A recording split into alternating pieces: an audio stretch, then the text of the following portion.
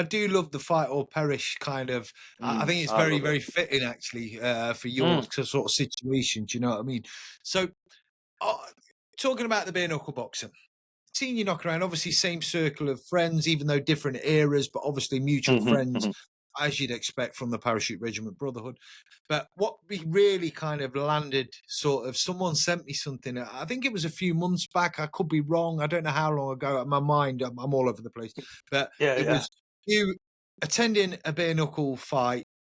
I tell you what, I'll let you tell the story of how this come about. You attended as a guest at a bare knuckle fight. Am I correct? Yeah, yeah. In February of this year, one of my friends, I think he sponsored the first event, so the very first bare knuckle event in Carlisle. He sponsored it. I think it puts a bit of money in the business so he can run the first event. So I went down as one of his guests for his VIP tickets, and I was just watching it in awe. I was getting adrenaline like pumping through my chest, like I was walking to the door to the plane. It's something I haven't felt for ages, because you know what it's like when you're getting in a fight. And you know, like if you're the passenger and someone else is driving, and then someone approaches and you instinctively put your foot on the brake as a passenger. That's what it was like when I was sat in the crowd. I was like throwing shots that I could see, and I thought, I'm going to do this, mate.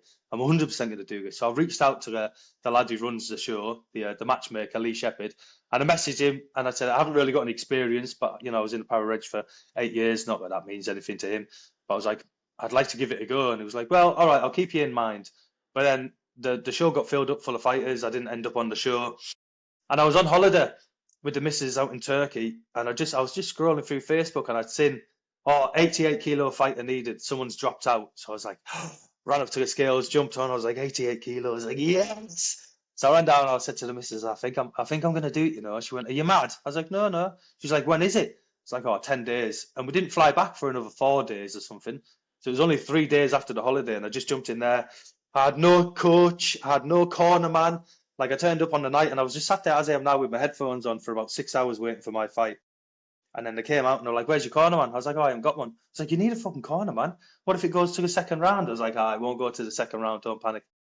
And he was like, "No, you need a corner man." So he's like, "Jack, do you mind doing it?" So a lad called Jack Blair, who's now Scottish champion and fighting in BKFC, he cornered us and he was like, "What's your stance?" And I was like, I don't know, mate. I'm just going to see what happens. He was like, No, how do you box? I was like, I'm not a boxer. I've never done boxing in my life. I'm just coming in for a fight. And he was like, Are you mad? He was like, Right, just go in there and have fun. I was like, I think he was just expecting us to get knocked out. But yeah, the very last second of the first round, clocked him with a massive overhand right and knocked him clean out. He was on the canvas for about 15 minutes, I think, with oxygen and paramedics all around him. It wasn't good. Didn't feel good on my part. Like, obviously, I won, so it felt good, but I was like, shit, this guy's hurt.